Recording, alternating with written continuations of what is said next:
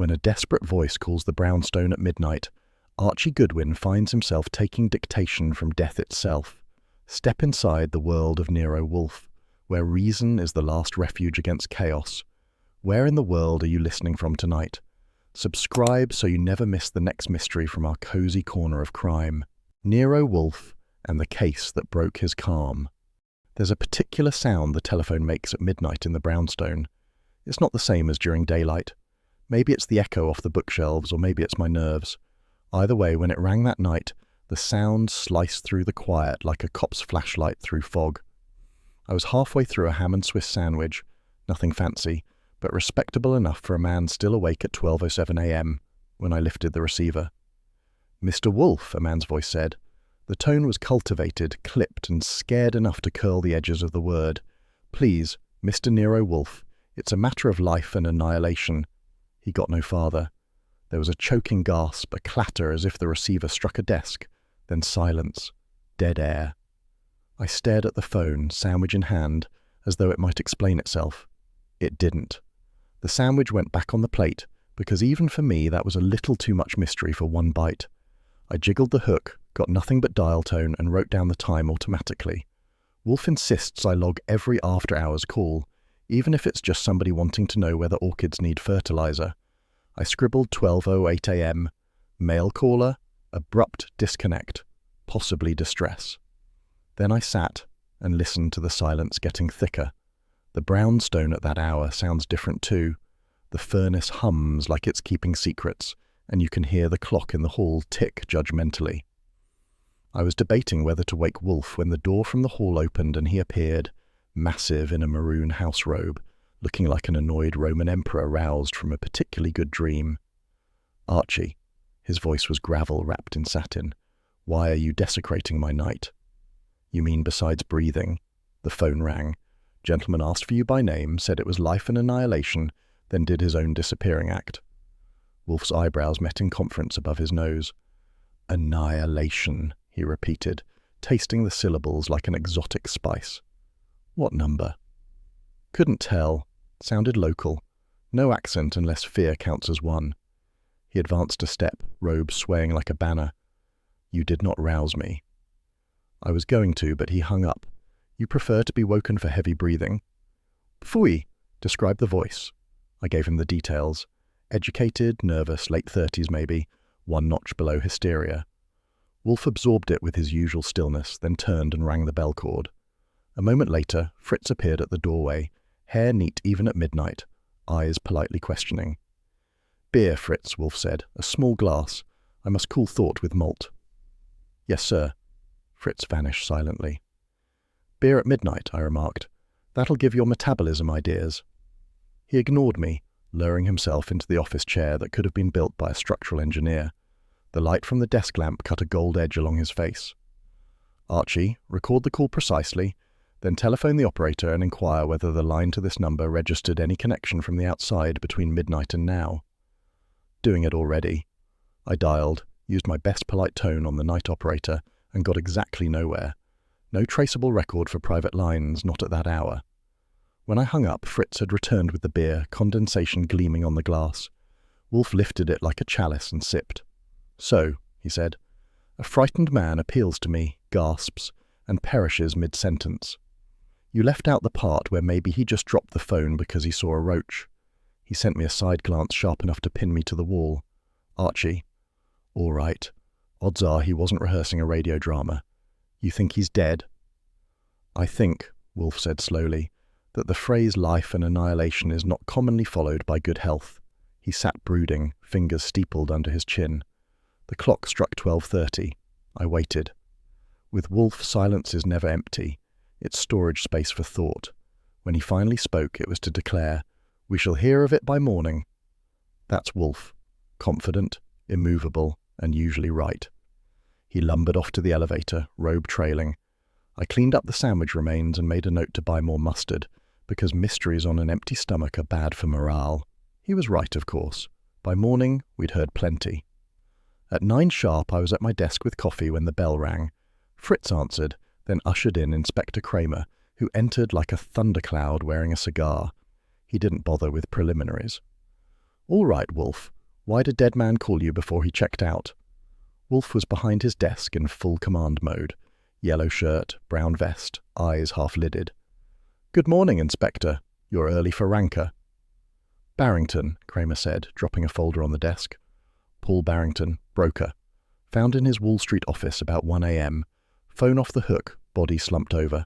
My men traced the last outgoing call. This number. I admired the speed of modern science. Efficient, huh? Saves me the trip downtown. Kramer turned his cigar toward me like a pointer. You take that call? Sure did. He asked for Wolfe, said it was about life and annihilation, then made like the lights went out. That's accurate, Kramer grunted. Lights were out, all right. Somebody planted a slug in him, back of the skull. Wolfe's eyes opened fully now. He was shot while telephoning me. Looks that way.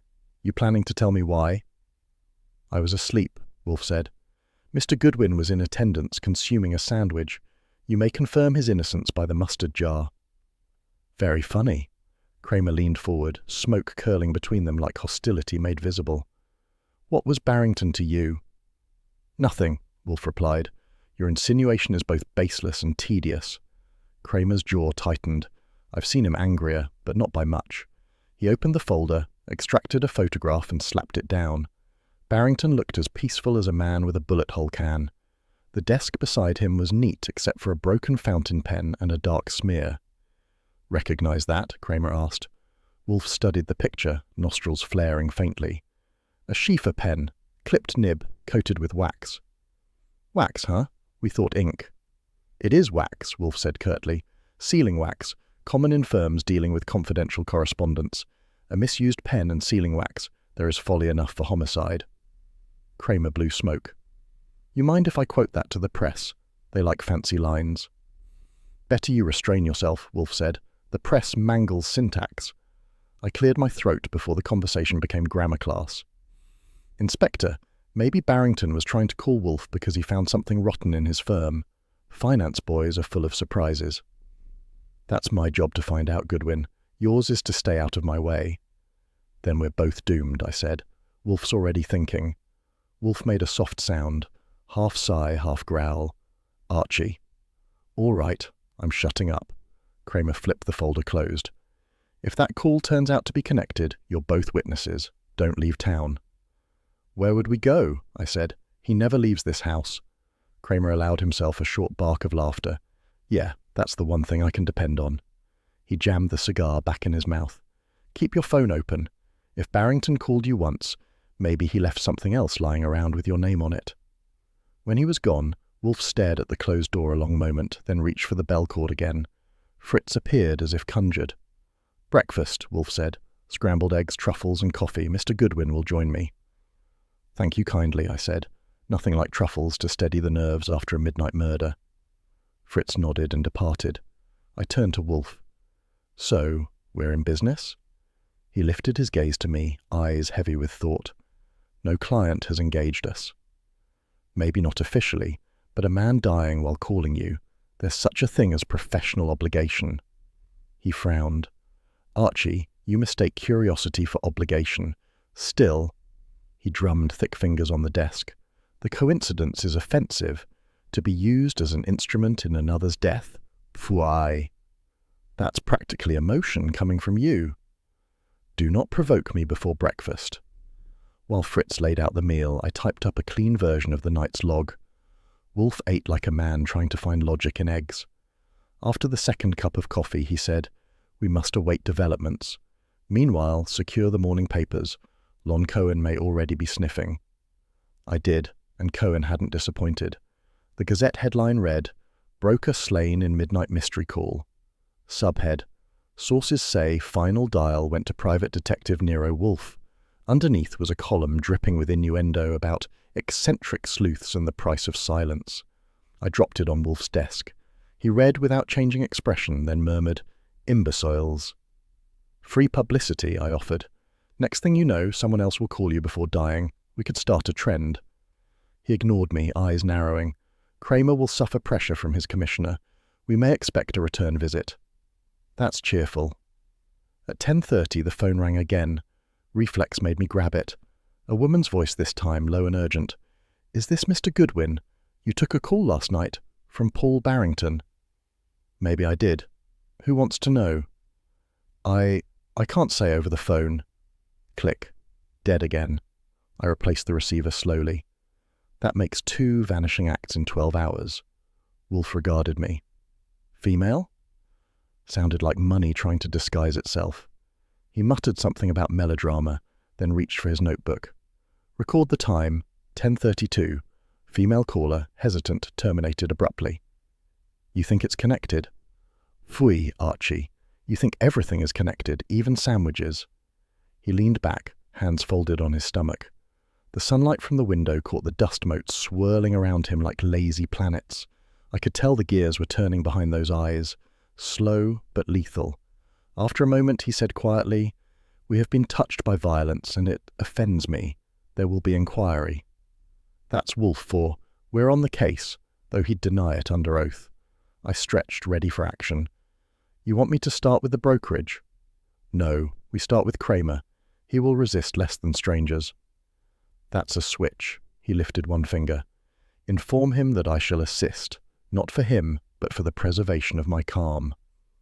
"Your calm?" I grinned. I didn't know it had insurance. Wolfe's eyes twinkled almost. "Archie, if my calm collapses, the city will quake. You may note that." "I'll carve it on your beer glass." At exactly 11:30, the brownstone doorbell rang again. Kramer was back, as predicted, looking even more carved from granite. He held a single envelope. "For you, Wolfe." Found it on Barrington's desk under a blotter, addressed to N.W. in pencil. Wolfe took it delicately, turned it over, and examined the wax seal, crimson, cracked through. "Open it, Archie." I did. Inside was one line written in neat, slanted script. "He knows. Stop him." That was all. No signature. Kramer blew smoke toward the ceiling. "You wanted developments. There's your start." Wolfe's eyelids drooped again. "Indeed. Thank you, Inspector." Kramer gave a grunt that might have been acceptance, then trudged out, leaving the faint odor of tobacco and frustration behind. Wolfe set the note on his blotter and regarded it as though it had personally insulted him. "Archie, type that verbatim.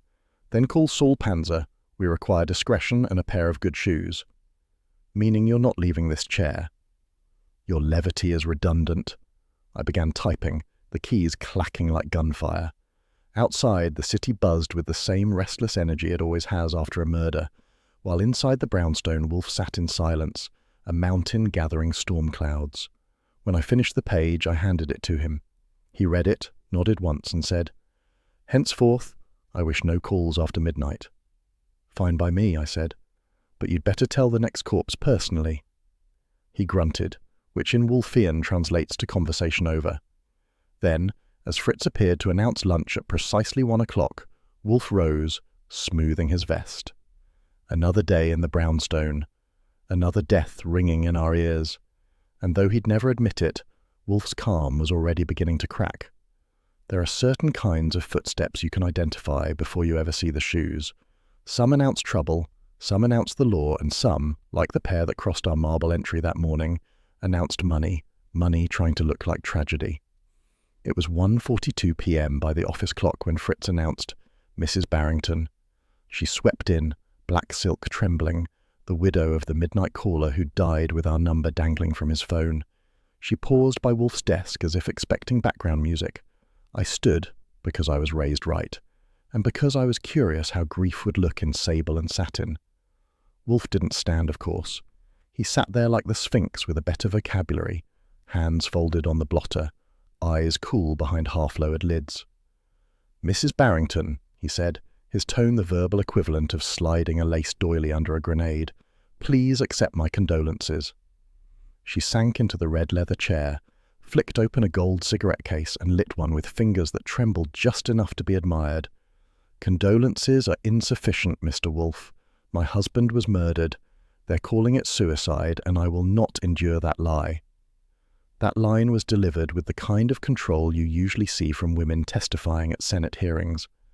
I'd have applauded if I hadn't been busy watching the way her gaze flicked between Wolfe and the window, never quite resting anywhere. Wolfe raised a brow. You have reason to believe otherwise. She exhaled a slow ribbon of smoke. Paul was under strain, yes, but not that sort of strain. He was moral, proud. He would never— Her voice cracked on the word. He telephoned you before he died. You must know why. I do not. Wolfe's tone was soft but final. I was asleep. Mr. Goodwin took the call. It ended abruptly. That earned me a sharp turn of the head and a glance that could have passed for inspection. Did he say anything else, Mr. Goodwin? Just your husband's name, I said, and something about life and annihilation, not the kind of phrase a man uses when checking his insurance premium. Her lips trembled slightly, just enough for the camera. Then you see, he was afraid, not suicidal. Wolfe regarded her like a botanist confronted with a rare but suspect orchid. Fear does not preclude folly, madam. However, if you desire investigation, that is a professional service, not a hobby. Her hand went to her handbag, one of those sleek crocodile affairs that could hold a mortgage. She drew out a checkbook and laid it on his desk. Whatever it costs. Wolfe leaned back. I require a retainer, $10,000. If she flinched, she did it beautifully. The pen scratched, the check fluttered down like a wounded bird between them. I'd seen transactions before, but that one felt less like business and more like confession.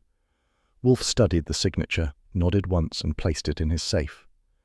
Very well. You will tell me everything about your husband's final day. For the next half hour she did, slowly, elegantly, and with enough pauses for effect to earn a Broadway contract. Paul Barrington had spent the morning at his firm, Barrington and Keene Investments, returned home at 6, dined sparingly, and left again at 9, claiming to meet a client. He never said who. A client? I repeated. Any idea which one? None, she said. He kept his ledgers private. I respected that. Wolfe's fingers drummed on the desk. Respect is admirable. In this case, it is also inconvenient. She looked wounded. He was a proud man, Mr. Wolfe, too proud to admit when he'd made a mistake. Or when he'd been trapped, Wolfe murmured. Her eyes flickered. Trapped. He ignored the question. Did he receive visitors at the house? One, she said after a pause. Yesterday afternoon. I didn't catch the name. A tall man, fair, wearing a camel hair coat. Paul saw him in the study for 20 minutes. Describe his manner. Cool. Self-satisfied. The kind of man who counts favours in advance. That painted a picture worth framing. I made a note. Wolfe nodded once. That will suffice. Mr. Goodwin will accompany you to your home and obtain your husband's appointment ledger. Her cigarette burned to ash. Ledger? You said he recorded meetings privately. I wish to see them. Her hesitation was the kind that screams subtext. Yes, of course. I believe the police sealed his desk. They will unseal it, Wolfe said. I shall communicate with Inspector Kramer. Her composure wavered. I could see it in the angle of her shoulders. You and the police cooperate? At times, Wolfe said dryly, like oil and vinegar, distinct yet occasionally useful in the same bottle. I hid a grin behind my notebook. When she rose to leave, Wolfe inclined his head. I will proceed on one condition, Mrs. Barrington. If you have withheld anything, however trivial, you must tell me now. She hesitated at the door. There was something, she said finally. Paul received a note 2 days ago. No envelope. Just a folded sheet on his desk when he came home. I caught a glimpse before he hid it in his pocket. What did it say? She looked down at her gloves. Only one word, remember. That hung in the air like an unpaid bill. Wolfe said nothing. He simply reached for his notebook and wrote the word carefully, as if spelling could alter fate. When she was gone, silence rolled back in like fog. Wolfe leaned back, eyes closed, face unreadable. Well, I said. You buying her story? His eyes opened. Do you? She's rehearsed, polished. The kind of woman who could lie in Latin and still sound sincere. He nodded faintly. Precisely. Yet sincerity and truth are not synonyms. One may exist without the other. I leaned against the desk. So where do we start? He gestured toward the phone. Call Kramer. Inform him that Mrs. Barrington has retained me, and I require the deceased's appointment ledger. Sure, he'll love that. He may not love it, Wolfe said mildly, But he will comply. He dislikes me less than perjury. I dialed Kramer's office. He was there, growling into the receiver before I'd finished giving my name. Goodwin, you tell Wolfe to keep his nose out till I've filed my report. He can't, I said. It's already attached to a cheque for 10 grand. There was a pause long enough for a change of cigar. You never quit, do you? Not unless Wolfe does. He wants Barrington's ledger. That ledger's evidence. He's not after souvenirs. He wants to see who the last appointment was with. Kramer grunted. Fine, I'll send a copy. You tell Wolfe if he prints theories before I get the autopsy, I'll sit on him like a grand piano. I hung up smiling. He'll send it. Of course, Wolfe said. Inspector Kramer's bark conceals a judicial conscience. That's one way to put it. At 12:50, Fritz appeared at the door. Lunch in 10 minutes, gentlemen. Very good, Wolfe said. We shall conclude preliminary discussion beforehand. I raised an eyebrow. Before truffles or after? Before, he said. I prefer not to digest conjecture. I grinned and fetched a notepad. So what's our angle? The fair-haired man in the camel coat? The mysterious M in the ledger?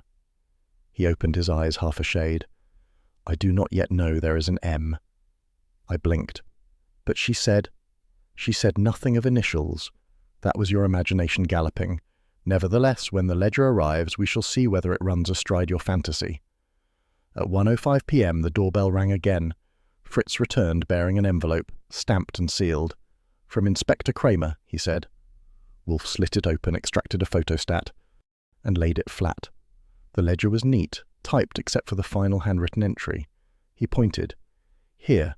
Yesterday, 6 p.m., initial M. I let out a low whistle. Lucky guess. Phooey, he said. The universe occasionally indulges you. The page smelled faintly of ink and stale wax. Wolfe sniffed once, frowned. Sealing wax again. Infernal habit. Bankers who fancy themselves medieval. Maybe they just like style. Style without sense is vanity's compost, he said. I was used to that kind of gardening talk.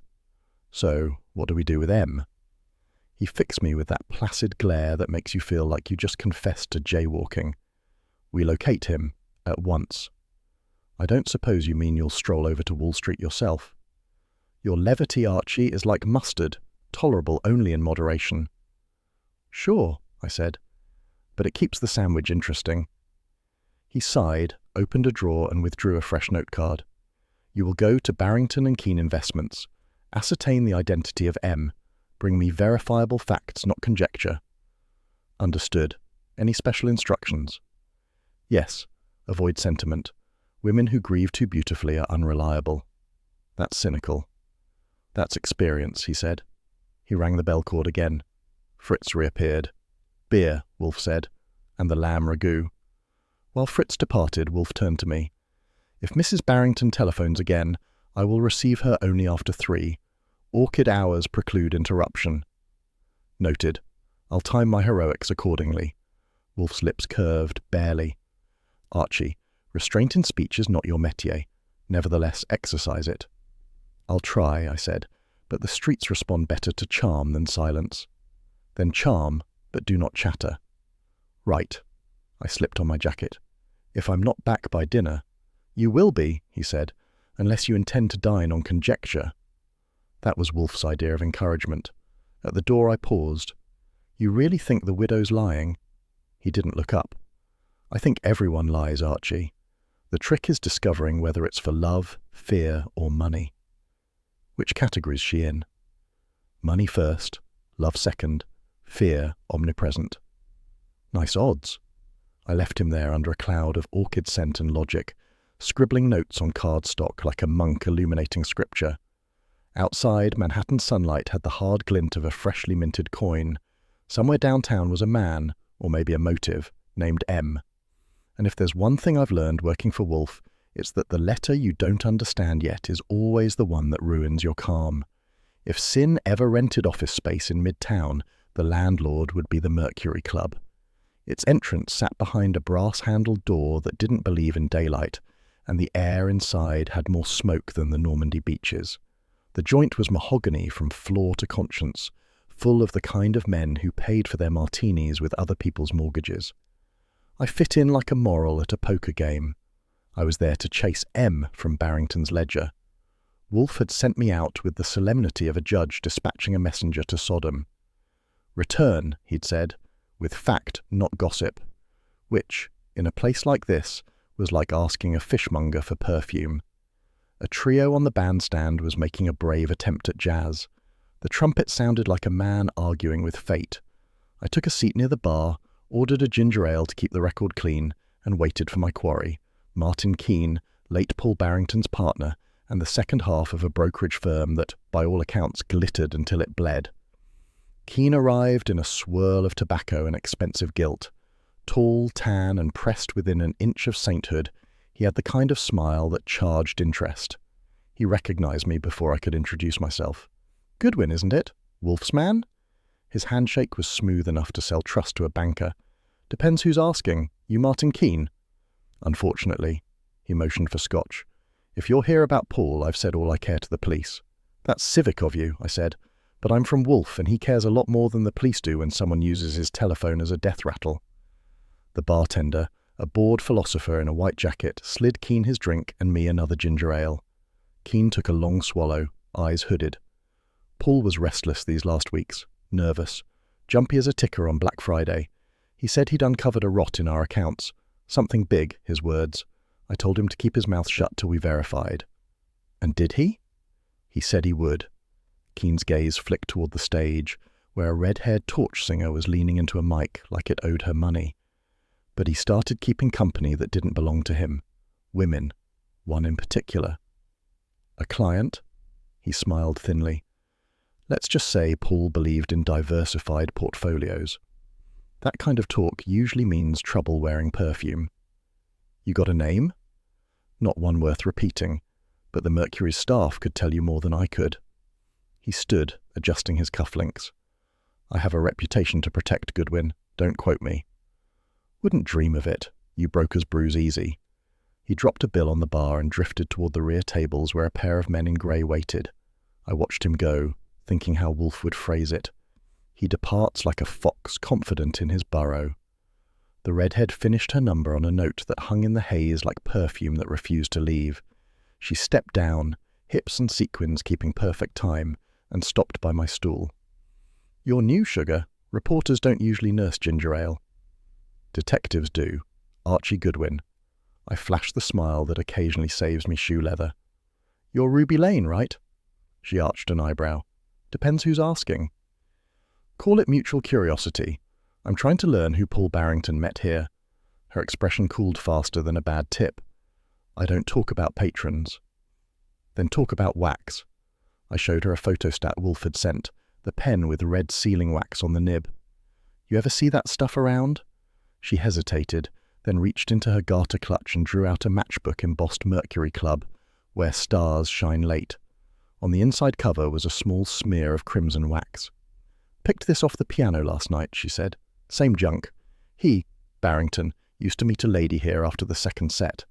Tall brown hair, pearls even when she was pretending to be slumming. She'd pass him envelopes. I mind my own business, but it made the boss nervous." "Name?" She shrugged. Maybe Mrs. Barrington liked a change of lighting. That earned a chuckle from me, though it felt like a red herring gift wrapped. "You ever see the lady with anyone else?" "Sometimes she'd chat with that Keane fella before the husband came in. Maybe I dreamed it." "Maybe you didn't. Mind if I keep the matchbook?" "Sure, if you promise to bring it back when the cops close us down." She leaned closer, voice soft. "You didn't hear it from me, but your fancy widow ain't the only one wearing grief for decoration." Then she glided away, leaving behind a whiff of roses and rumour. I slipped the matchbook into an envelope and called Wolfe from the payphone near the restrooms. The line clicked and his voice came through heavy with disapproval. "Archie, that infernal blare makes you sound like a panicked duck." Quack knowledge noted. I found a partner, a redhead, and a matchbook with our old friend's sealing wax. "Phooey, what have you learned?" "That Barrington may have been swapping documents with a woman who wears pearls to nightclubs." "Identity?" "Unknown, but I could make an educated guess involving his widow and poor taste," he grunted. "An education untested is merely vanity. Bring the item and a complete account. And, Archie." "Yes, sir." Do not flirt your way into evidence contamination.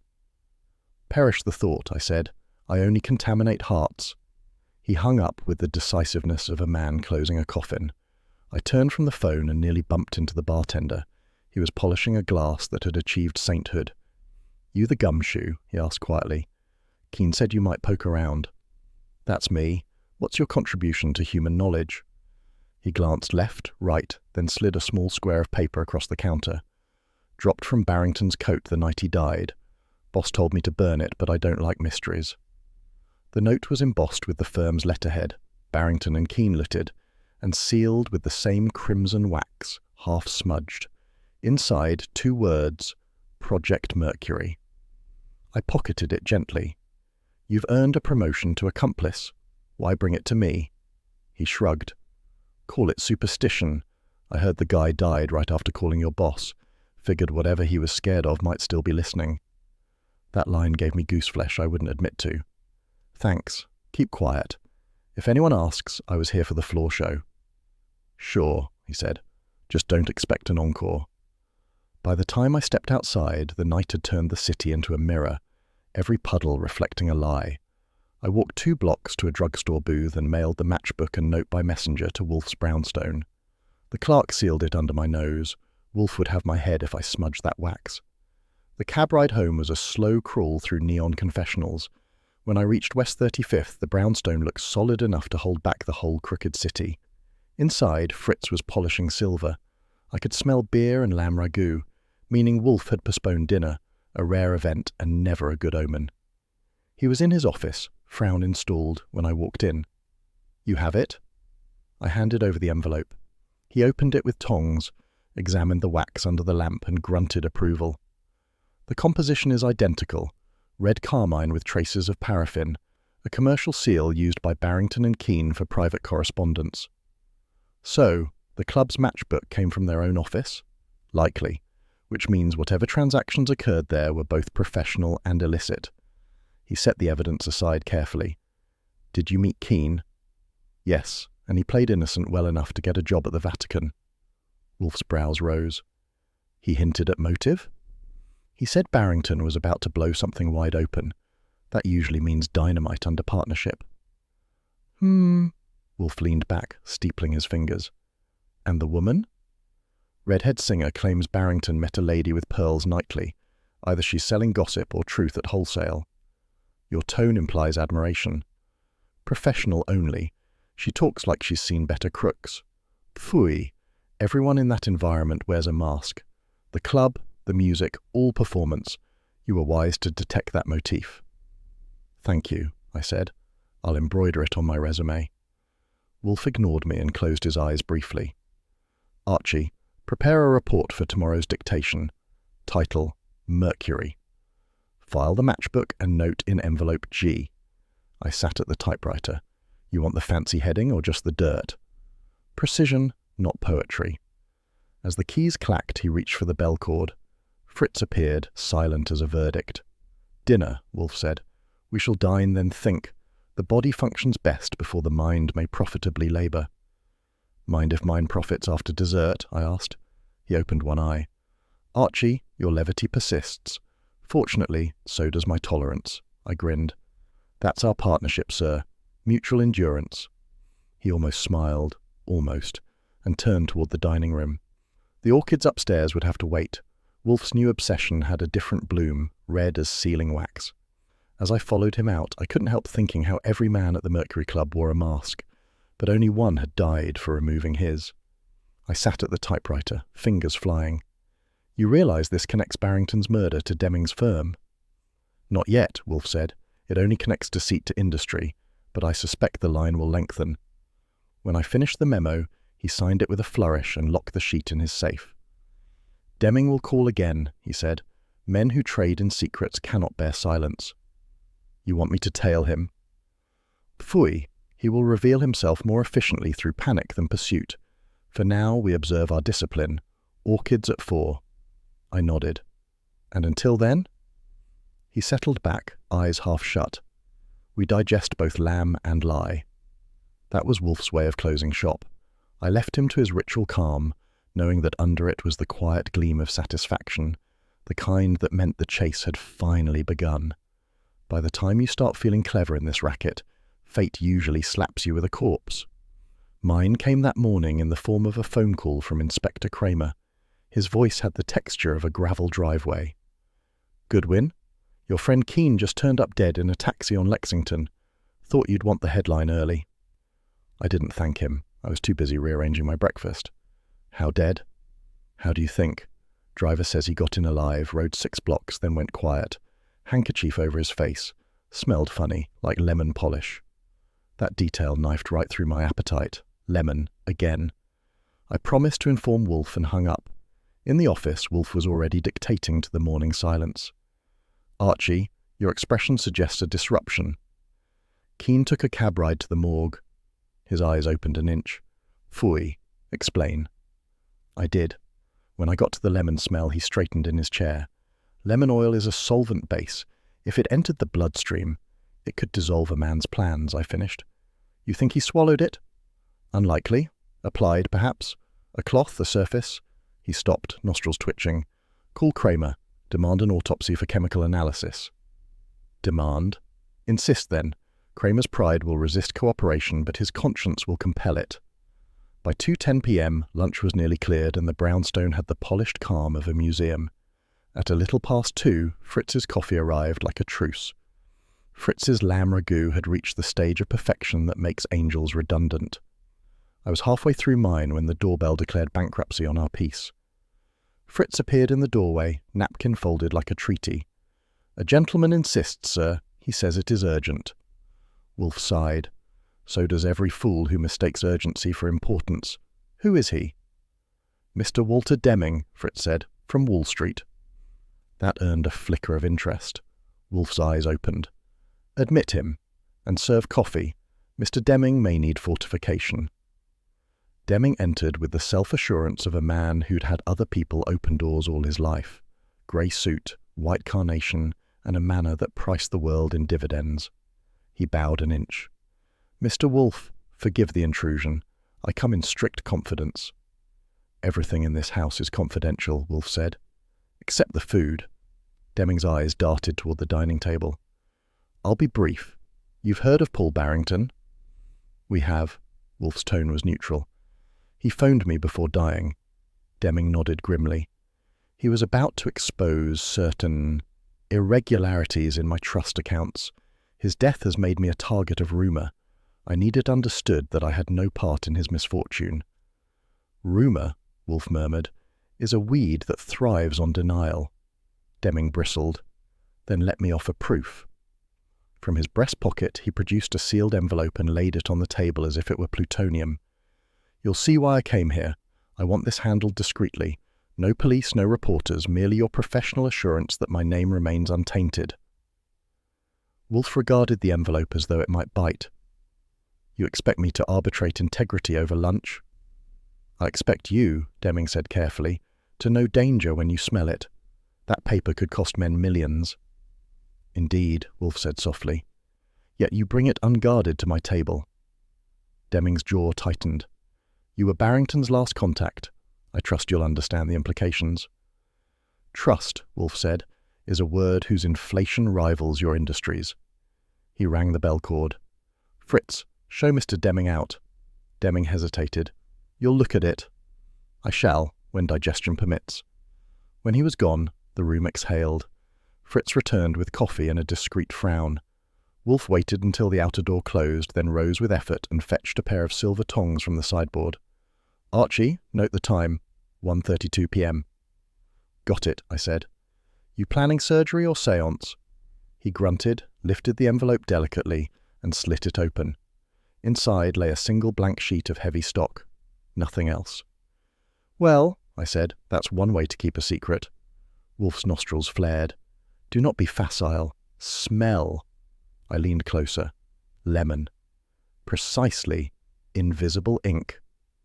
"Cute. So we're playing spy games now?" "Phooey." Wolfe's voice dropped to a growl. "Espionage is merely commerce without regulation.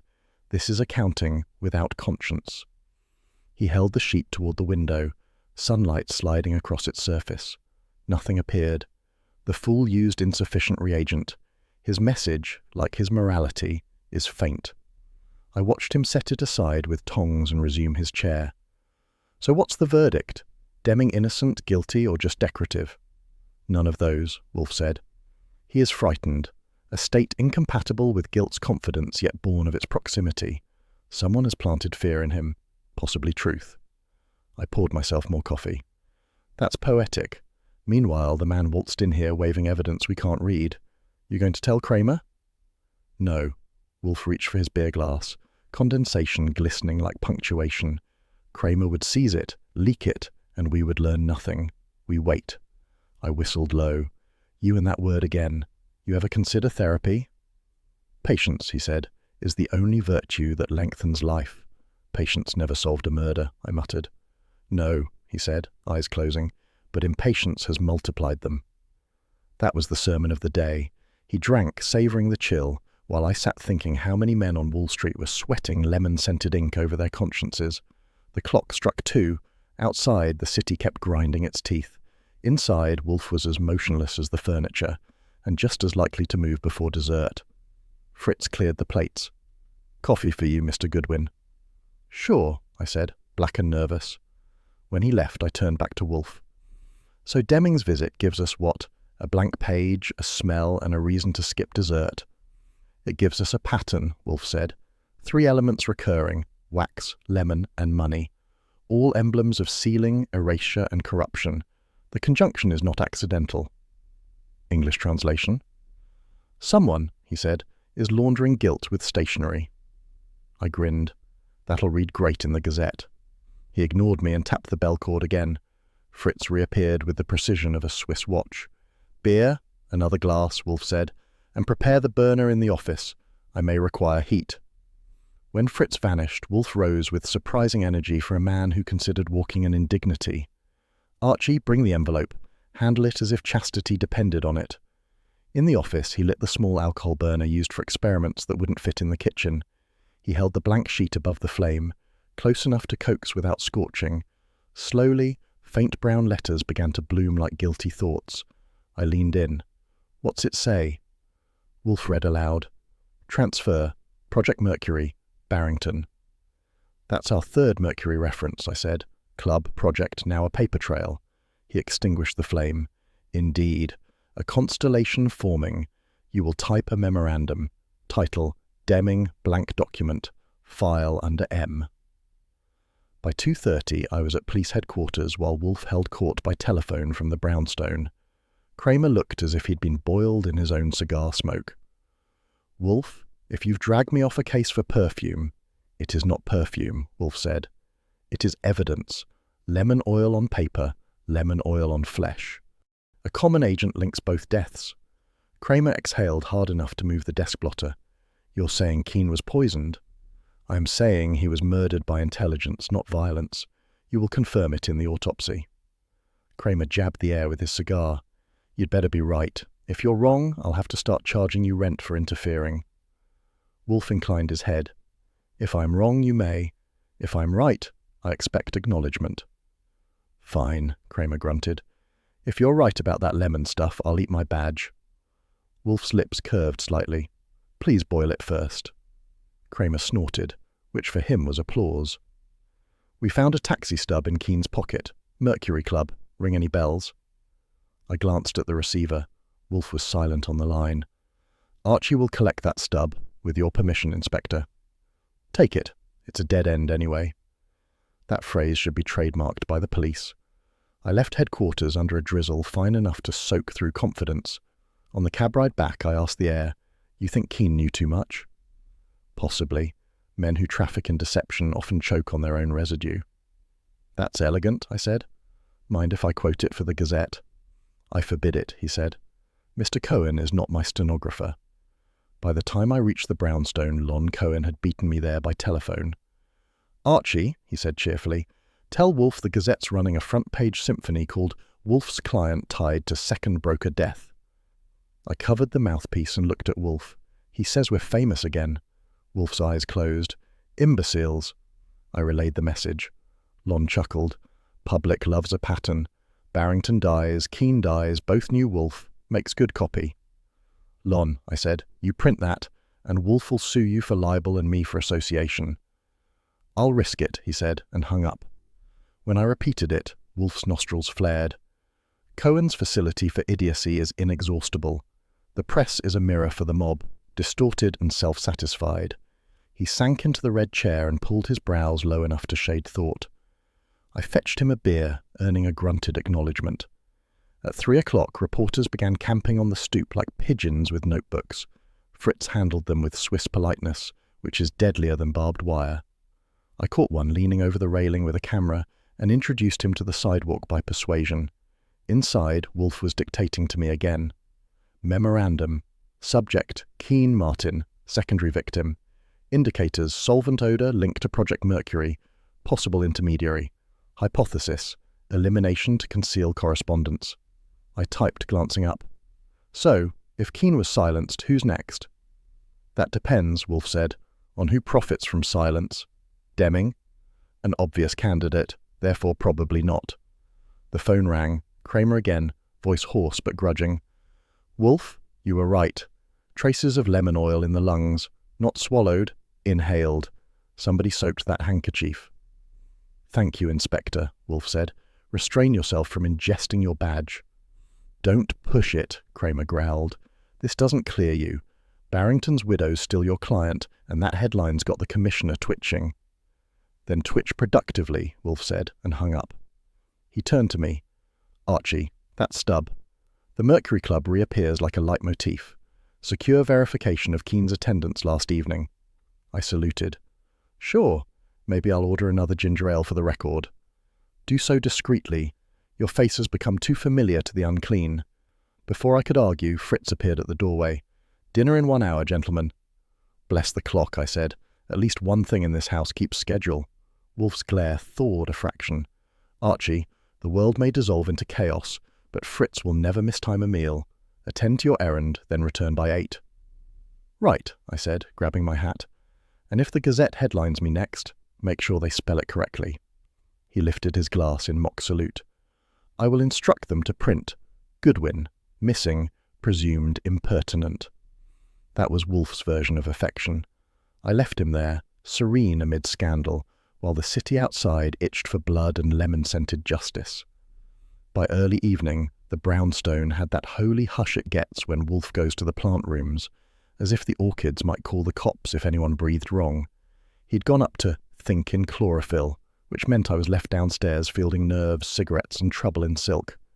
Ruby Lane came first, coat too thin for her excuses. She perched on the edge of Wolfe's red chair like she expected it to bite. Mr. Goodwin, you got to tell him I didn't do anything.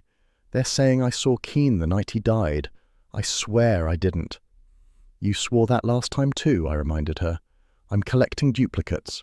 She bit her lip. Please, I'll end up next. Not unless the murderer takes requests. I offered her coffee. She refused, saying caffeine made her jumpy. She was already auditioning for panic. Before I could calm her down, the bell rang again. Fritz, solemn as a funeral, ushered in Mrs. Evelyn Barrington, black dress, pearls, and gilt for accessories. She froze, seeing Ruby. You, Ruby leapt up. Don't look at me like that. He used both of us. Ladies, I said, if you're planning a duet, keep it under mezzo forte. Before claws could meet the elevator word, Wolfe entered, wiping imaginary dust from his hands. Archie, his voice carried mild thunder. Who authorized this congregation? Fate, I said. She forgot to phone first. He ignored that, stepping between them like a sumo diplomat. You will both sit. They did. Then he turned to me. Retrieve the tongs used yesterday. I fetched them from the desk. Wolfe examined the tips, then something in his palm, a small smear glinting under light.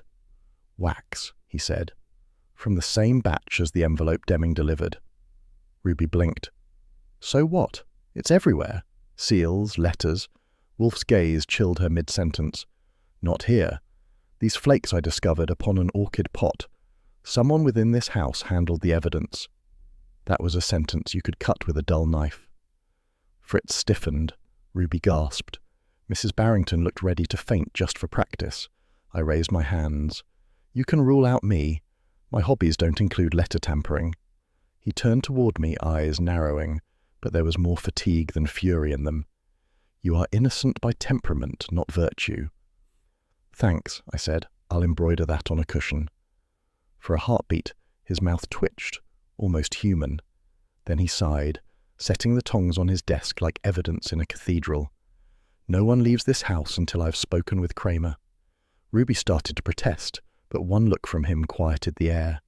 Fritz, crimson with insult, murmured that dinner would be delayed. Wolfe nodded absently, already lost to thought. The orchids upstairs were his sanctuary, but now they'd carried in the world's dirt, and that, for Wolfe, was nearly blasphemy. It was one of those nights when Manhattan pretends to be clean by rinsing itself in rain. The streets gleamed like tarnished silver, and the air smelled of wet ink and cheap perfume, a combination that usually means I'm working overtime. Wolfe, naturally, was upstairs digesting both dinner and civilization, leaving me to do the legwork. His orders had been short and sour. Find the man who handles the seals. That man, as Saul Pantzer and I discovered, was named Harvey Mott. He lived, or had lived, in a rooming house on East 63rd that rented more excuses than rooms. The landlady met us in a pink bathrobe, eyes sharp as tax blades. "Mr. Mott?" I asked. She smirked. "You're too late, honey. Packed up yesterday. Didn't even leave the rent." Saul, who could extract truth from granite, produced a $5 bill. Maybe he left something else. She glanced at the bill like it was poetry, then reached into her pocket and came out with a small cardboard box. "Left this under the radiator. Figured it wasn't worth much. You boys with the company?" "Something like that," I said, and took the box. Inside were a half-used stick of red sealing wax, a brass mould for impressions, and a small bottle half-filled with cloudy liquid that smelled like lemons. Saul whistled. "That's a match for your case, isn't it?" "Too perfect," I said. "Either Mott's our man, or someone wants us to think so." The landlady leaned against the doorframe. "You cops always come late. He was nervous last week, kept saying he had to get out before somebody balanced the books. What's that mean?" "Probably that his arithmetic caught up with him," I said. "If he writes, tell him to send a postcard." We left her to her cigarette and conscience. Outside, rain dripped from the fire escapes like a metronome. Saul handed me his umbrella, one of those plain black ones that looked like it could double as a moral principle. "You want me to stick around?" he asked. "No," I said. "You've got a face people forget. I've got one they remember. Go home, get dry. I'll take the next stop." He nodded and vanished into the night like a punctuation mark. I hailed a cab and gave the driver the address Ruby Lane had given me earlier, her apartment near 9th Avenue. She'd said she might remember something useful, which in her language meant she was scared enough to tell the truth. The cab smelled like last week's sandwiches. I used the ride to call Wolfe from a phone booth. He picked up after 2 rings, which meant Fritz had fetched him mid-beer. "Report," he said. "Your friend Mott skipped town, left behind wax, a mould, and enough lemon stink to pickle a lawyer." "Evidence?" "Enough to justify my umbrella budget." "Good. And Archie?" He paused long enough for me to hear the disapproval brewing. "Return alive or do not return at all." "I'll bring both options for your convenience," I said. "Phooey." He hung up. Ruby's building was the kind of place that creaked in self-defense. I climbed to the 3rd floor, knocked twice, and heard a muffled, "Come in." She was curled on a sofa under a blanket that had seen better years. Her red hair looked dull against the lamplight, and there was a bottle of gin on the table doing its best to look empty. "You look like you've been waiting for the end of the world," I said. "Maybe I have," she murmured. "They said Keane was found in a cab. That's how he used to send messages. In taxis. Drivers didn't know, just passed envelopes." I sat down across from her. "And you mailed one of those envelopes, didn't you?" Her hands twitched under the blanket. "Just once. Paul Barrington asked me to. Said it was for his lawyer, something about trust papers. I swear I didn't know what was in it." "Describe it." "It was thick, sealed with red wax. Same kind Mr. Mott used when he dropped off the club's receipts. He'd sit at the bar, melt the wax right there with a match." "Romantic," I said. "You ever wonder what's inside all that sealing?" She gave me a brittle smile. "Secrets. That's all anyone trades anymore." I pulled the brass mould from my pocket and set it on the table. The engraved symbol, A looping M inside a circle caught the light. She went pale. "That's it," she whispered. "That's the same one." "So M stands for Mott?" "Or Mercury," she said. "The club used it on their private accounts. Barrington had a set too. He said it was good luck." I've met plenty of men whose good luck was somebody else's funeral, but I let her talk. The rain outside softened to a hiss like the city listening in. "You're scared," I said. "Why?" She looked at me, really looked, and for once there was no performance in it. "Because I saw someone outside my building tonight. Same man who followed Keane into the club the last night he lived. Blonde, thin, looked like he belonged to nobody." "Mott?" she nodded. "If he's gone, then who's following me?" That was the kind of question Wolfe would have liked. Impossible and inconvenient. I decided to postpone it. "Pack a bag," I said. "You're staying at a hotel tonight, quiet one." "Where?" "Anywhere without wax seals." She managed a weak laugh, then started gathering her things. I took another look at the lemon bottle in the box and slipped it into my coat pocket. By the time I hit the street again, the rain had stopped pretending. I ducked into an automat on 49th for coffee and thought through the pattern. Barrington dead by bullet. Keane dead by lemon fumes. Mott vanished, leaving behind props from a magician's act. Every road led back to the Mercury Club, the one place Wolfe would never go, and I couldn't leave alone. I fed a nickel into the slot and watched the cup fill. The smell was somewhere between battery acid and nostalgia.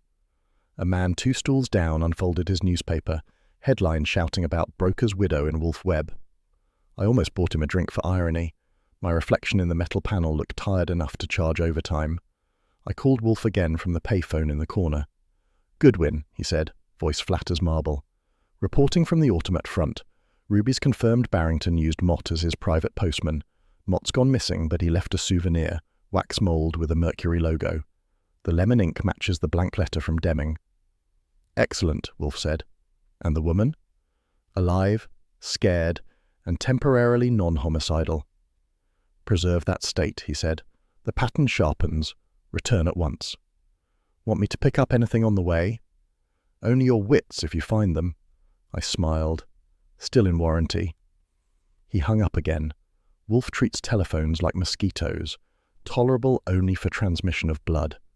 I finished the coffee, left 2 dimes for moral improvement, and stepped outside. The night air had that wet metal smell of New York after a storm. A cab slid by, headlights smearing gold across the puddles. I almost hailed it, and then I saw the man Ruby had described. Blonde, thin, coat too light for the weather, standing under a street lamp across the way, watching me. I started toward him, but a delivery truck turned the corner and swallowed the view. When it passed, the spot was empty. I waited a full minute, then went back to the corner booth and wrote a note on Wolfe's stationery. Habit, not hope. Follow up on Mott. Alive, moving, watching, will confirm. Then I tore it up and stuffed it in my pocket. Because if Mott was alive and tailing us, it meant one thing. He wasn't just a messenger. He was the message. I hailed the next cab and gave the driver Wolfe's address. The rain had stopped, but the city still glistened like a warning. When I reached the brownstone, Fritz met me at the door with a disapproving sniff. "You are wet, Mr. Goodwin." "Part of the disguise," I said. Wolfe was in the office, surrounded by the soft hum of order. He eyed the evidence box I carried, then the exhaustion I didn't. "You have something." "More than I wanted," I said. "Mott's our ghost, and he's still haunting." He took the wax mould, turned it over in the light, and grunted. "Messages as weapons," he murmured. "Very apt." "Yeah, except the next one might come postage due." He gave me one of those rare looks that carried a hint of warmth under the frost. "Archie, you are irritatingly alive." "And plan to stay that way," I said, dropping into my chair. "At least until your next bright idea." "Phooey," he muttered, reaching for his beer.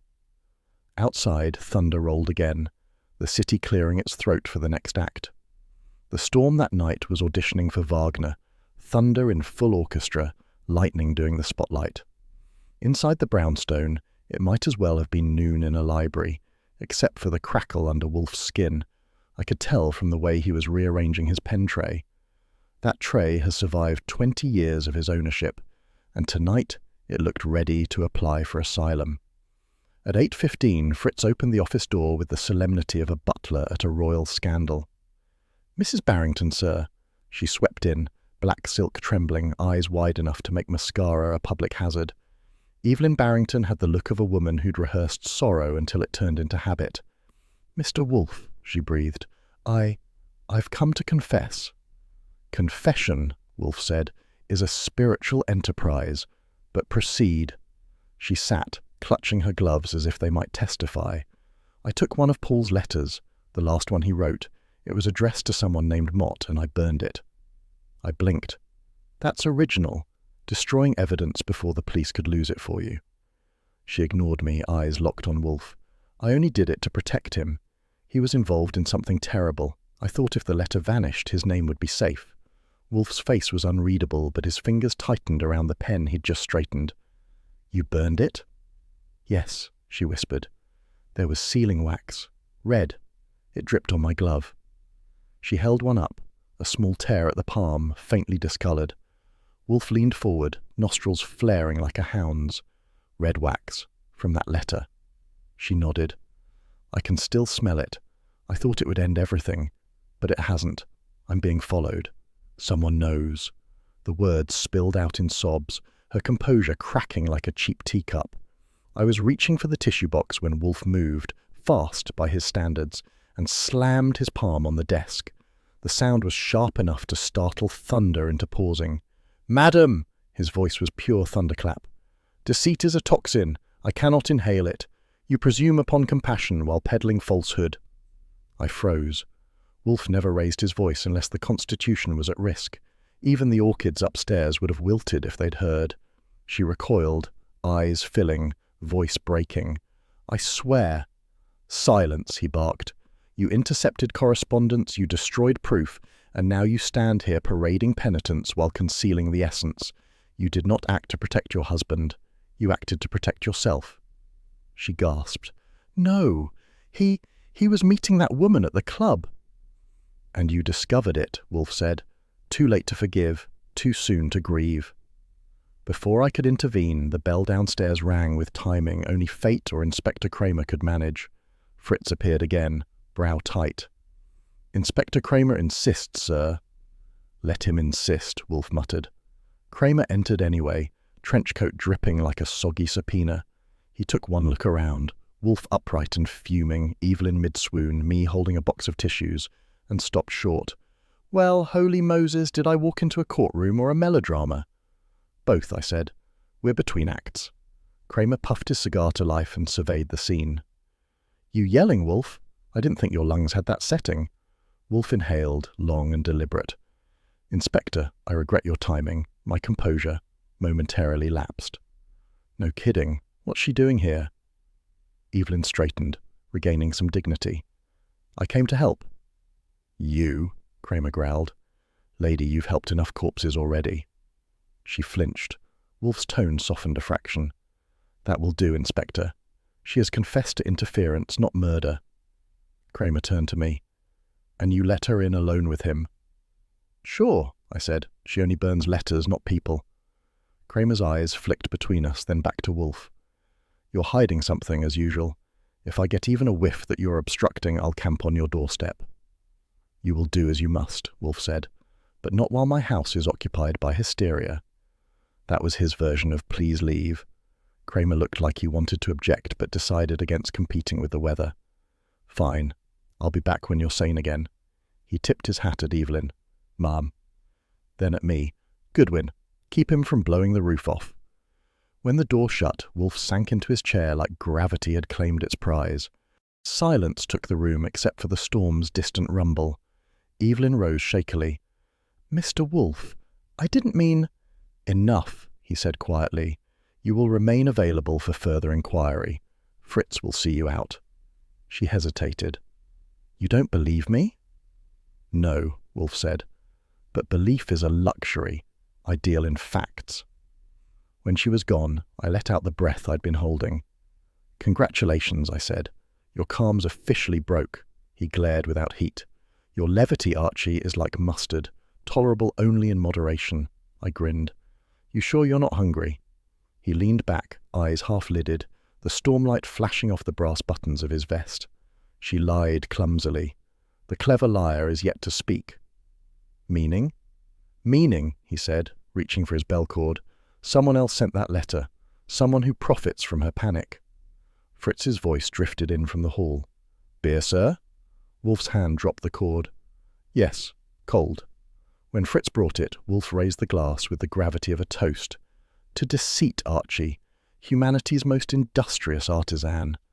I clinked my coffee mug against it. And to the man who keeps the shop in business. The thunder rolled again, neatly on cue. Wolfe took a slow drink, eyes already drifting back toward the window where lightning turned the city silver. The storm outside had spent its fury, but inside the brownstone it had only just begun.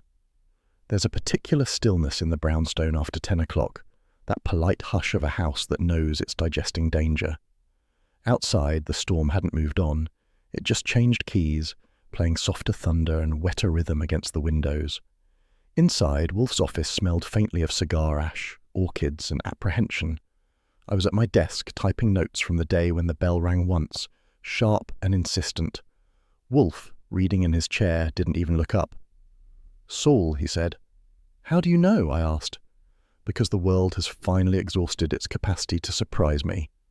He was wrong. Saul Pantzer came in soaked, his cap dripping water like punctuation. In his hand was a metal lockbox, dull with tarnish.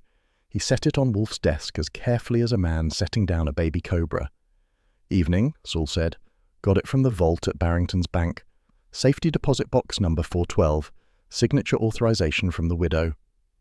Indeed, Wolfe said, leaning forward. And its contents. Ledger, just one, bound in red leather, plain cover. You'll want to see it yourself. Wolfe raised an eyebrow.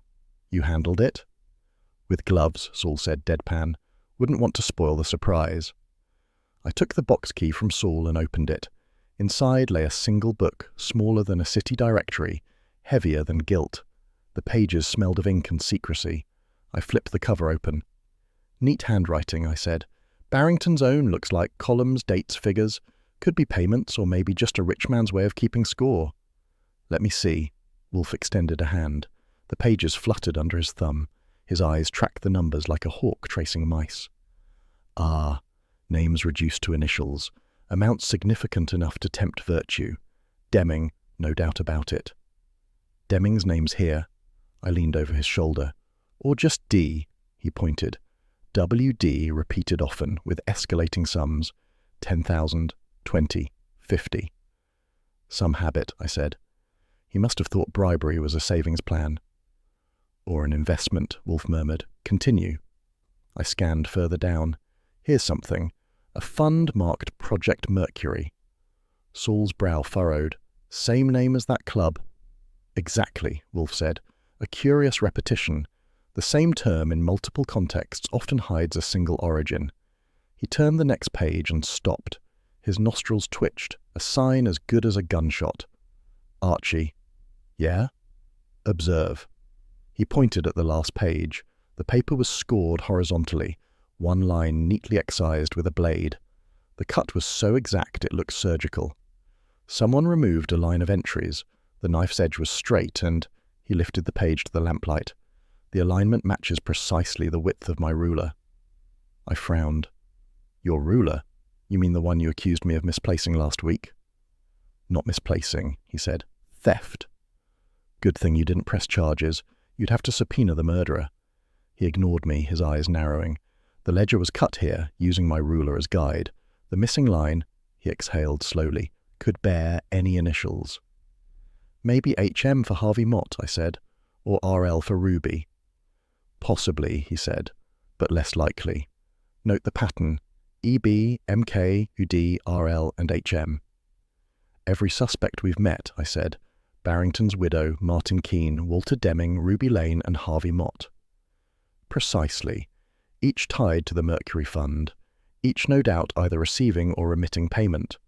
I felt my stomach tighten. So, who's the missing name? Wolfe's silence was answer enough.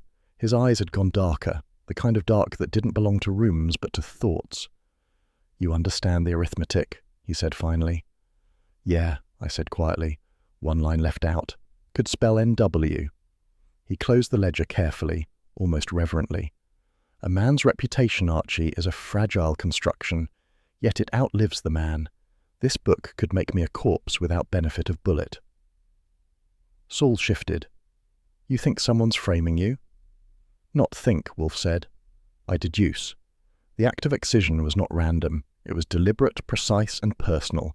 Someone wishes to suggest I was a recipient of Barrington's funds. Blackmail? I said. No, he said. Slander. Cruder, but equally effective. I whistled. That's one way to ruin an appetite. Wolfe's expression didn't change, but his hand drifted toward the bell cord, not to summon Fritz, but to steady himself. For Wolfe, that was the equivalent of fainting. Saul looked from him to me. You want me to take the ledger somewhere safe? Wolfe shook his head. No, it stays here. Secrecy breeds suspicion. I will not indulge it. Archie will make a photostat of every page. You, Mr. Panzer, will locate who had access to my office in the past week. Exclude no one. Even Fritz, I asked. Exclude no one, he repeated, with enough gravity to make me wish I hadn't asked. Saul nodded once and left, soft-footed as always. When the front door shut, thunder rolled close enough to rattle the window glass. Wolfe sat very still, eyes fixed on the ledger. I resent, he said at last, being drawn into vulgar intrigue. You and me both, I said. It's murderously inconvenient. That earned me a small snort, half humour, half defeat. Archie, the vulgar are tireless. They cannot abide intellect untainted by greed. Sure, I said, but intellect still bleeds if you stab it right. He glared, but not at me. Fui. He rose, which in our house is the alarm bell before judgment. Someone within this circle believes himself clever. Cleverness is a brittle alloy. It shatters under weight. He paced to the globe near the window, spun it once, then stopped it with a finger on North America. You will note, he said dryly, the irony of being confined to a single island while accused of global conspiracy. Don't sweat it, I said. If you're going to be framed, you might as well be framed big. He didn't dignify that, though the corner of his mouth quivered, an almost smile that didn't survive the next rumble of thunder. Fritz appeared in the doorway, serene as a monk. Gentlemen, coffee? Beer, Wolfe said, and ginger ale for Mr. Goodwin. Make it a beer, I said. Wolfe shot me a look that could have frozen Niagara. Ginger ale. Yes, sir, Fritz said, and disappeared. I started setting up the photostat while Wolfe watched like a museum guard supervising a nervous schoolboy. Each page of the ledger gleamed faintly under the light, the numbers tidy, the letters like rows of soldiers guarding corruption. When I finished, I said, all pages accounted for, except the one that isn't. Store the copies in the safe, Wolfe ordered. The original remains under my observation. I slipped the photostats into an envelope, marked it neatly, and set it aside. Wolfe was silent, lost somewhere between calculation and irritation. You realize, I said, Kramer's going to love this. His dream come true, Wolfe on the take. Wolfe's eyes opened. Kramer is a man of blunt integrity. He will despise the suggestion as much as I do. He will, however, be obliged to investigate it. And when he does? Then, Wolfe said softly, I shall oblige him with truth. That sounded noble, but I'd seen truth handled in a lot of ways, mostly with tongs. The storm deepened. The lamplight quivered as wind found a crack somewhere in the frame.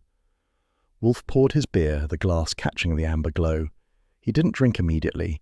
He just stared at the foam. Archie, he said finally, voice low, I have endured insult, intrusion, and idiocy. But fabrication, deliberate fabrication, I cannot abide. Someone presumes to stain my name. This will not stand. Then we'd better find who's holding the brush. He nodded once.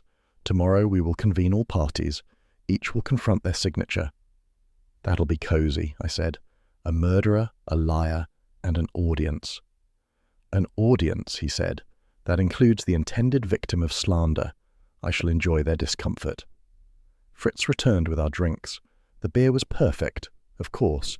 Fritz could have poured salvation if he'd had a recipe. Wolfe took a long swallow, exhaled, and said, Archie, make a notation. Corruption turns inward.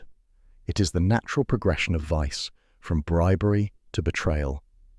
I typed it on a card, because when Wolfe gets philosophical, it's best to let him hear his own echo. "Done," I said. "Want me to file it under wisdom or melodrama?" "File it under evidence." The thunder rolled again, farther this time. The storm was moving east, leaving the city slick and shining. I glanced at the window. "Looks like it's clearing." "Storms," Wolfe said, "merely relocate. They do not end." He leaned back in his chair, heavy with thought but calm again. "Tomorrow, Archie. Tomorrow we confront deceit." "Any chance we could confront it after lunch?" He gave me a look of weary tolerance. If deceit would schedule itself accordingly, I would be grateful. I grinned. "I'll see what I can do." He picked up the ledger one last time, turned it in his hands, then placed it squarely in the center of the desk, as if daring it to lie again. The clock struck 11. Wolfe reached for the bell cord, summoning Fritz for his nightly ritual of coffee and order. "Archie," he said, eyes closing, "tomorrow may prove unpleasant. Be ready." "For what?" "For truth," he said. "It never arrives alone." He gestured dismissal with a flick of his hand, and that was that. I turned out the typewriter light, locked the safe, and headed upstairs. Behind me, the office was quiet except for the steady tick of the clock and the sound of Wolfe pouring himself one last beer, the only man I knew who could toast his own integrity like it was endangered wildlife. Outside, the thunder faded into the distance. Inside, Wolfe had declared war. By the time the suspects were assembled in Wolfe's office, the air could have been bottled and sold as nervous tension number 5. The storm had finally limped off toward the river, leaving the city washed and sulky, but inside the brownstone the atmosphere was still charged, more courtroom than sitting room.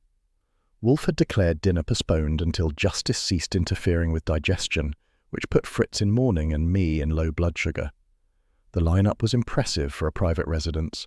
Evelyn Barrington sat stiff-backed in widow's black, clutching her handbag like it held absolution. Walter Deming, the broker with moral astigmatism, kept checking his watch as if he had an appointment with decency he didn't want to miss. Ruby Lane, pale and defiant, perched at the edge of her chair, her lipstick a shade too brave for her nerves. And Kramer, dear Inspector Kramer, stood near the globe, coat off, sleeves rolled, cigar clenched like a declaration of war. Harvey Mott hadn't arrived yet, but Wolfe had planned for that. At precisely 8:40, Fritz opened the door and admitted him, thin, damp-eyed, and twitchy as a cat in a doghouse. "You wanted to see me, Mr. Wolfe?" he asked, trying to sound casual and failing spectacularly. "I did," Wolfe said. His voice was calm but pitched for effect. "Be seated, Mr. Mott." Mott hesitated, then dropped into the last empty chair. Wolfe, seated behind his desk with the great ledger open before him, surveyed the group like a high priest conducting an inquisition. "I have summoned you," he began, "to close the circle. Mr. Barrington's death, Mr. Keene's, and the assorted chicaneries that followed were not the work of accident, nor despair, nor impulse. They were, as I shall demonstrate, the product of a professional in deceit, one who trafficked in messages." He paused, letting the silence bloom. It was an art form with him, the kind that made people confess out of sheer acoustic pressure. Kramer grunted. "Let's have it, Wolfe. You said you'd explain before I start slapping cuffs." "Patience, Inspector. You will have your sport soon enough." Wolfe adjusted his vest and leaned forward. "We begin with the wax. The red seal found on the envelope, its impression duplicated exactly by the mould recovered from Mr. Mott's lodgings. Only one man had access to both Barrington's correspondence and the means to falsify it." Mott's jaw tensed. "That proves nothing. I handled messages for half the brokers in town." "Indeed," Wolfe said. "And you handled them profitably. Barrington's ledger records a recurring payment labelled Project Mercury. 5 contributors, each with initials we have identified. You were their courier, the invisible thread stitching their corruption together. When Barrington threatened to expose the scheme, you panicked. You sent a letter, forged in his hand and sealed with his own insignia, directing Keene to a meeting that ended in murder." Ruby gasped. Deming muttered something about libel. Evelyn pressed her gloves tighter. Wolfe continued, unhurried. "You then contrived to make Barrington's own death appear suicide, using lemon-based ink to fade his so-called note, a theatrical touch. Unfortunately for you, The same lemon compound was found in your room, next to your wax kit, and the tear in Mrs. Barrington's glove, with wax residue inside, proved she had destroyed one of your earlier forgeries in misguided loyalty. Kramer's eyes narrowed. You're saying Mott killed them both? I am, Wolfe said. And more. When you found your enterprise collapsing, Mr. Mott, you conceived one last flourish. You stole a ruler from my desk, the ruler you later used to slice a line from Barrington's ledger. That missing entry, if ever found, would appear to implicate me as recipient of hush money. A deft stroke had it succeeded. I said, it would have made front-page news. Wolfe cashes in on murder. Kramer shot me a look. Pipe down, Goodwin. But Wolfe nodded gravely. Yes, Archie. Mr. Mott counted on precisely that, the appetite of the press for irony. Unfortunately for him, irony is less sustaining than logic. Mott was sweating now. You can't prove a thing. That ledger doesn't name me. Wolfe's eyelids lifted. No? Then how do you explain the forged telegram you received this afternoon, directing you to this meeting, signed in my hand? Mott's mouth opened, closed, then opened again. I thought... You thought, Wolfe interrupted, that the trap was mine, when in fact, Mr. Mott, it was yours. Archie, the note, if you please. I handed over the telegram. Wolfe held it up for the room. Observe, Inspector, a message purporting to summon Mr. Mott here on a matter of payment. The handwriting, while admirable, is not mine. I dictated this forgery myself, and Mr. Goodwin executed it, imitating the style found on the ledger's excised portion. When Mr. Mott arrived promptly, I had confirmation. Only the guilty hurry to collect. Kramer stepped forward. That's enough for me. He nodded toward the door. 2 plainclothesmen materialized quicker than Fritz at dinner time. Mott bolted up, but he only got as far as the rug. They pinned him fast. It's a frame, he barked. You can't. Kramer cut him off. Save it for Center Street. You've been delivering trouble all over town. Now you can deliver it to a judge. The click of handcuffs echoed like punctuation on Wolfe's paragraph. When the door closed behind the police escort, Wolfe exhaled, a long, deliberate sigh, as though he were purging the city from his lungs. The room seemed to expand. Evelyn was crying quietly. Ruby dabbed at her eyes with a handkerchief too small for redemption. Deming stood, straightened his tie, and muttered, So it's finished. It is concluded, Wolfe said. Finished implies satisfaction, and none of us deserve that. Kramer looked at him. I'll admit it. You were right again. Doesn't mean I like it. That is the only assurance I require, Inspector. He started toward the door, then paused. You know, he said grudgingly, I never thought I'd see you shaken, Wolfe. But tonight, that outburst with the widow, you're human after all. Wolfe inclined his head slightly. Merely alive, Inspector. Humanity is an imprecise concept. Kramer snorted. Sure. See you at the inquest. He left, trailing smoke and reluctant respect. The silence that followed was a fine thing, deep, earned, and fragile. Fritz appeared as if conjured, carrying a tray with 2 glasses and a bottle of imported beer that gleamed like the Holy Grail. Wolfe took one, motioned for me to sit. Archie, he said, voice softened by fatigue and malt. Tranquility is not innate. It is earned, then guarded. Then let's guard it with steak and onions, I said. His eyes almost twinkled. A primitive but effective method. Good enough for civilization, sir. He raised his glass a few inches in my direction, his version of a smile, fleeting but real. To civilization, then, and to those who maintain it, despite the discouragement. I clinked my glass against his, meaning me, of course. Pfui, he said, but it came out almost affectionate. We drank in companionable silence. Outside, the storm had left the city rinsed and gleaming. Inside, Wolfe had reclaimed his kingdom, orchids above, order restored below, and me, his witness, his audience, and occasionally his jester, still on the job. When Fritz reappeared with the promise of dinner, Wolfe closed his eyes, leaned back and murmured, At last. And for once I didn't argue.